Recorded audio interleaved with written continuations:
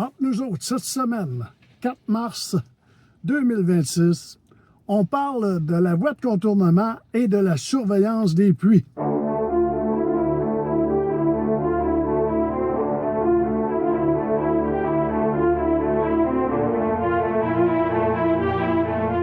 Bonjour, Madame, Monsieur, c'est André Lapierre pour mawebtv.info. Eh bien, on a appris cette semaine de sources informelles. Cependant, j'ai eu presque une confirmation de la ville de Lac-Mégantic concernant la surveillance des puits. Vous savez qu'avec la voie de contournement, on aura à travailler sous la nappe phréatique et pour creuser le tunnel juste dans le coin de Madame Boulanger et un peu avant. On sait qu'il y a au moins une dizaine de puits qui vont être impactés soit par la contamination ou soit par le manque d'eau.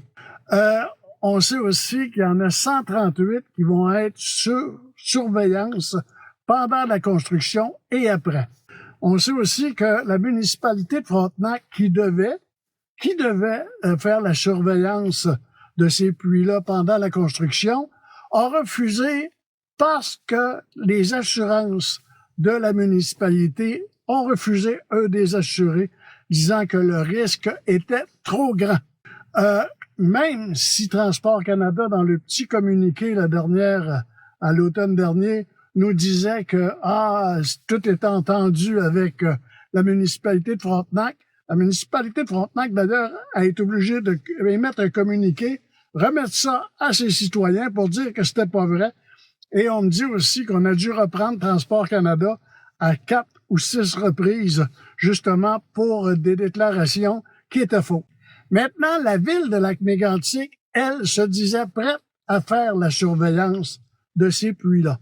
De sources non formelles. Je peux pas vous dire que c'est vrai ou c'est faux, mais la ville de Lac-Mégantic, ses assurances, auraient refusé aussi de faire la surveillance des puits.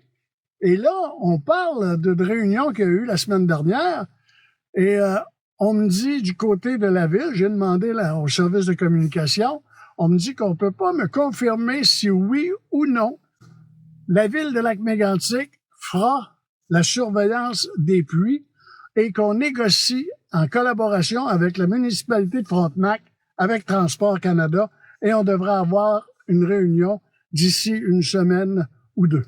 Maintenant, on me dit qu'on a vérifié pour d'autres assurances, d'autres compagnies d'assurance. Et là, on me dit qu'on a même fait affaire avec Lloyd's en Angleterre et on chargerait à la ville de Lac-Mégantic au-delà d'1 million de dollars par année pour assurer cette surveillance des puits. Transport Canada est sûr et certain qu'ils veulent pas prendre le risque de dire on va surveiller les puits. Si jamais la nappe phréatique devait être contaminée pour 2, 3, 4, voire même 10 ans, ou encore qu'on la vide, on devra fournir de l'eau aux municipalités qui n'auront plus. Et ça va coûter des centaines de millions, dépendant du temps que ça va prendre. Puis vous savez, l'hydrogéologue qu'on avait rencontré à Nantes, pendant une réunion, nous avait dit on connaîtra les risques et les effets lorsqu'on fera du forage pour ça, dans la nappe phréatique, parce qu'on va creuser sous la nappe phréatique. Comment est-ce qu'on peut faire confiance à Transport Canada qui, eux, veulent surtout pas avoir le dossier de la surveillance des puits? On les comprend. Ils essayent de la repasser aux municipalités. Ils en veulent pas non plus.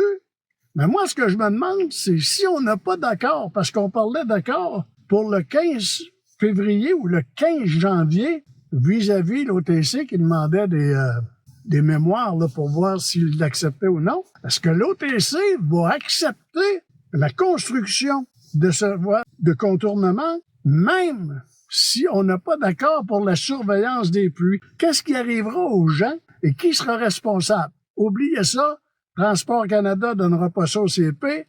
Le CP, lui, va avoir une traque gratuite, puis que ça ne coûte rien, puis qu'il n'y ait pas de redevance. Puis oubliez pas que cette compagnie-là a refusé de payer sa responsabilité face à la tragédie du 6 juillet 2013.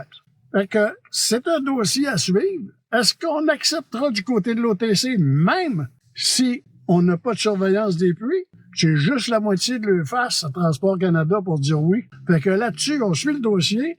La Ville de Lac-Mégantic nous dit que lorsqu'une décision sera prise, on l'annoncera et on attend toujours des nouvelles. Et les gens qui font confiance à Transport Canada, vous devez commencer à vous poser des questions. Sinon, là, il y a quelque chose qui va pas. Puis là, il va falloir savoir à un moment donné la vraie raison qu'on veut avoir cette voie de contournement. Parce que là, il y a quelque chose qui fonctionne pas. C'est impossible. C'est impossible que le monde croit encore que Transport Canada est compétent et qui mène le dossier rondement. Là-dessus, bonne semaine. On suit le dossier pour vous. Bye bye.